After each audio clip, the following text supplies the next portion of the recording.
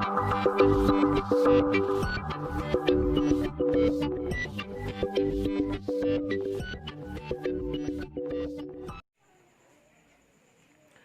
students, today we'll discuss the iterative statements and means loop statements and conditional statements used in Python. Okay, so let us see one by one what are the different statements are there. Then after that we'll discuss one by one.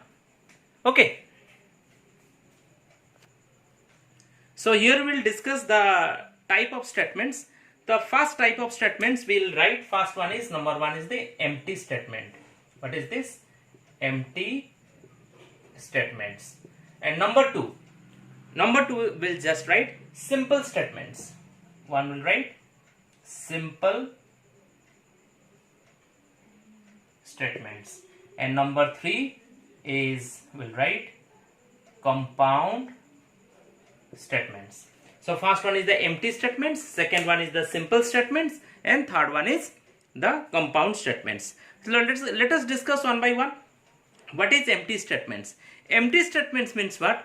It is a very simple. That means the past statements of the Python is do nothing statements. That means if we are not writing anything, that means it is known as the empty statement. Simply we are keeping it blank. Okay, that is known as empty statements. The simplest statement is the empty statement. That is a statement which does nothing.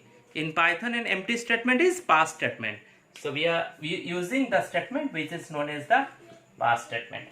Okay, next one is the simple statement. Simple statement means what? A single executable statement. Suppose we are writing here print one name, we are writing here. Okay, print one name. So that means it is known as the simple statement. Only one line we are executing. So one line statement is known as the simple statements, and we can write execute also. It is very fast, and also we can execute easily. Next come to the compound statements. And compound statement means what? So that means represents a group of statements executed as a units. Suppose, take one example. Suppose I am writing here for loop. After that I am giving the colon here. Then I am writing few statements here. This is known as the compound statement. When a group of statements are within the loop or within a particular group, is known as compound statements. So next we will discuss about the statement flow control. So in a program, statements may be executed sequentially, selectively, and iteratively. Every programming language provides constructs to support sequence, selection, and iteration. So these three processes we have to follow. First one is sequence, next one is selections, and next one is iteration.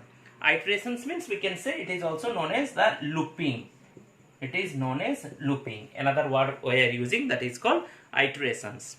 Sequence means what?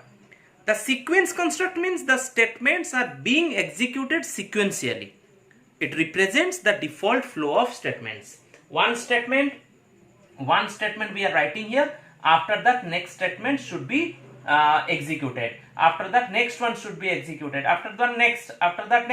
That means one by one, sequence wise, it will continue. The flow of control will be like that. That's why it is known as the sequence. What do you mean by selections? Selections means what? The execution of the statements depending upon a condition test. If the condition evaluates to true, a course of action or a set of statements is followed. Otherwise, another course of actions or different set of statements will be followed. So that means statements followed by the conditions, conditional value. If the conditional value is true, then one set of statements will be executed. Otherwise, another set of statements will be executed. Next one is looping. Looping means what? That is called the repetitions of a set of statements. That means depending upon a conditional state. According to the conditional statements, if the conditional statement is true or false, depending upon the conditional value, the group of statements will be executed, which is known as the looping. Means that statements will continue again and again. The functions will be continued again and again. That's why it is known as the iterations or looping. So these three processes are very much necessary when we are executing a programs. So for executing a program, that already I have told you, for that reason we need the flow of control first. which statement is coming, which one is coming afterwards, which one is coming after that. So that's why we need to set the algorithm first. After setting the algorithm, then we can set our programs. So already we have discussed before algorithming and about flowchart. We are not covering anything for that part. So that algorithm and flowchart should be done before a program. Okay, let us we'll go for the next part, which is known as the conditional statement or if statements. So the first we'll discuss first about the conditional statements. Already I have told you, in conditional statements we'll discuss these three types. Okay, these three types of conditional statements will follow. The first one is if, if-else and if-elif. So I'll tell you in details one by one. So first one is the if statements. In if statements, whenever we are taking a conditional value, okay, suppose 5, whether 5 is odd or even. So just to check it, we'll divide it by 2. If the remainder will be 0, then it is even number, otherwise it is odd number. So for that reason we'll write the if statement. So I'll tell you how to write the if statement. So here no else statements are there. So I'll give you two programs, two examples. One example from each. The first simple if statements are there, no need to write else statements here. So how to write that one? So one example I am showing here. So now you see here, suppose the program is written here for this one. Maybe some technical. Okay, suppose if we'll take another. Suppose that just you take one example. If the number is n mod 2 is equal to 0, then we can write print it is even. That means here if statements, the condition is there. After if statement, the condition we are writing, based on conditions, the statements we are writing. But in case of if-else statement, so two statements are there. One is true value, one is false value. After if, then we'll write the true value, and after else the false value. So for that reason we'll write two statements, maybe more statements for if and also more than one statement for else also. So let us see one example. So for this one we'll write if n mod 2 equal to 0, then here also give colon, here also give colon, then we'll write here print, okay, it is even, else print it is odd. Okay, so in this case we are writing the if else statement. This is for the true statements. So a colon means few statements are there under this if. Here also few statements are there under else, that's why we are giving the colon here. Okay, the third one now we'll discuss, that is called the if-elif statement. When we are using the if-elif statement, just I am telling you, if simple if and one true value and its means false value is there, simple we can use if and else. But if you want more than, that means again one condition is there under else statement, that's why we are writing elif statement. We cannot write else if. Okay, we cannot write else if. That can be written by replacing, so elif can be written by replacing else if. So first we'll write if, then elif. Don't write else if. If, elif, again elif, again elif. That means it is similar to the else if. I am showing one example, so it will be more clear after getting this example. Let us see. Look at this example I have written here. OP, first we are entering an operators here. OP equal to input, an operator I am inputting and entering, and it will store in OP. So if OP equal to positive, means plus sign, then the output will be there, means one printing statement, print add. Elif, OP equal to subtraction sign minus sign, print subtract. Else, print invalid. It means here, what do you mean by this one? Means when multiple if statements are there, in that case you use elif statements. Multiple if statements are there. Here one if statements are there. Else, if. In other language we are writing like that, else if, but we are writing here if. If multiple if are there, always try to write elif, and if the condition will satisfy, then this statement will be executed.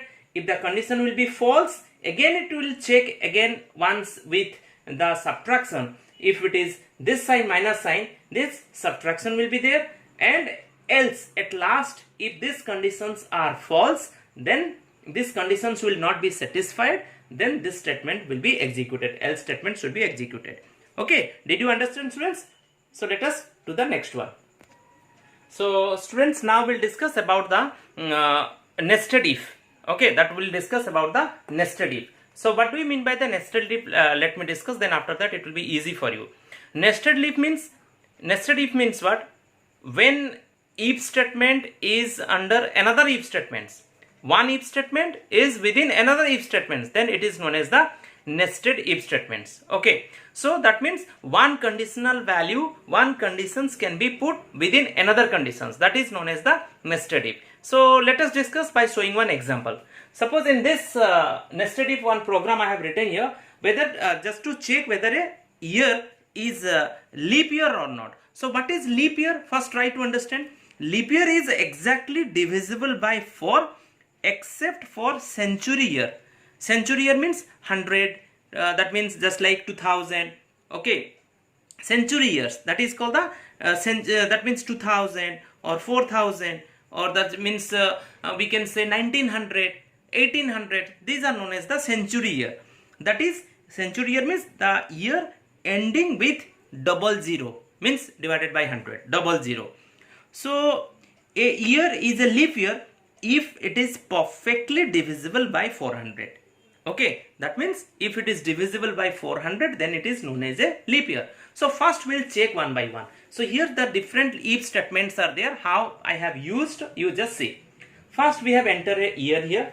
We'll check with y whether y is divisible by 4. 4 means whether it is divisible. Generally we are saying divisible by 4 means it is a leap year. No, not like that. More conditions should be there. Sometimes it will not work also. If it will divisible by 4, but it will not a leap year. If it is divisible by 4, then again it will condition, one more condition is there, whether if it is divisible by 4, whether it is divisible by 100 or not. If it is divisible by 100, then we'll check whether it is divisible by 400 or not. So if it is divisible by 400, then definitely it will be a leap year. Else it is not a leap year. That means simple statement we are taking here, simple conditional value we are taking. This if statements, this is if and else. That means if y mod 400 divisible by 400, then the leap year will be there. Otherwise, because to get this leap year, first you have to, this condition should be satisfied, then next one, after that 400 will check. After that, suppose one value y mod 100 equal to 0. Suppose 4 is divisible, but y mod 100 equal to 0 or not. If it is suppose, that means not a leap year. Suppose if it is not divisible by 0, that means this statement will not be executed.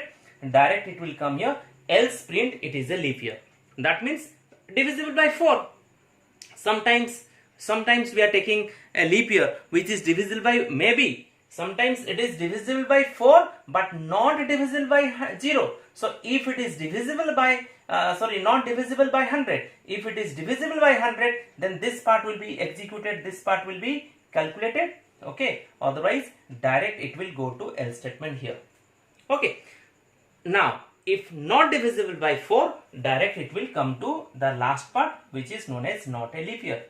Understood? So that means this is one conditional value, this is a step, this is another steps, this is another steps. That means these if statements are within this if, and this if statement is under this if.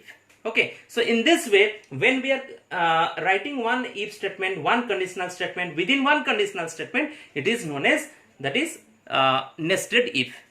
Okay, so within the if statements, direct simple statements, I told you how to use that one, but in a conditions we can also use the some logical operators, just like and or not. Okay, and or we can use also. Just I am showing you how to use and or operators here. Suppose one condition is given, one question is there, if a number, you check whether a number is divisible by both 2 and 3 or not. For that reason, what we'll write the statement, just I'll show you. So 2 and 3 it is given. So what we'll write, if the number mod 2 is equal to 0 and n mod 3 is equal to 0, then print